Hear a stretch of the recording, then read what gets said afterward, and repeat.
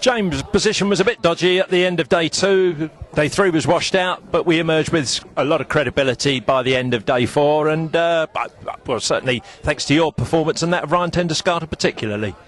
Yeah, I guess it was an important partnership from myself and Ryan, you know, to get us close to their score and get past follow on. You know, obviously it was a little bit tight there towards the end. But Dave Masters did a good job. You know, it was a good score from Dave, and obviously the way Graham played as well. You know, I thought we showed a bit of character today. You know, it might have been interesting what might have happened if yesterday didn't get washed out. You know, if we have this sort of score, maybe sort of if we got a total to chase down. You know, 'cause it was a good wicket. Let's be honest, good wicket.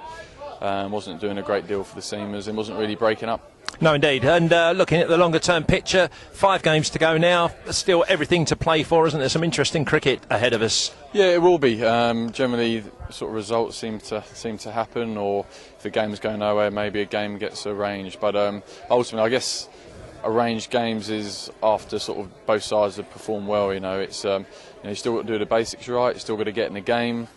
And you know, I guess this time of year it's about going for victories, going for wins, and trying to get sort of big points around sort of the 20 mark, and gets you right up there. Yes, indeed. And one last thing, reflection on the 2 new faces in the camp. Gautam Gambhir, who's obviously a proven performer, plenty of runs hopefully for Essex, gave perhaps a cameo performance there of what's likely to come, and obviously Monty Panesar.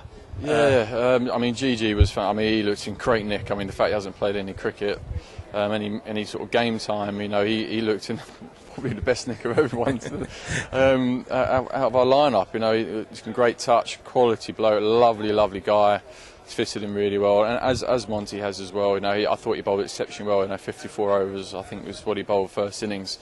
You know, that's a lot of bowling to do on a wicket that wasn't giving him no assistance whatsoever. But he was relentless with his line and length. Varied his flight nicely as well, and he looks in great form. The ball's coming out really well, and it's an absolute huge addition to have someone like Monty with us for this back end of the season. Yeah, it's a great time to have his presence in the side, isn't it? Great. Thanks for talking to us, James. Well done today, and wish you well in the future. Cheers, bud. Cheers. Thanks very much.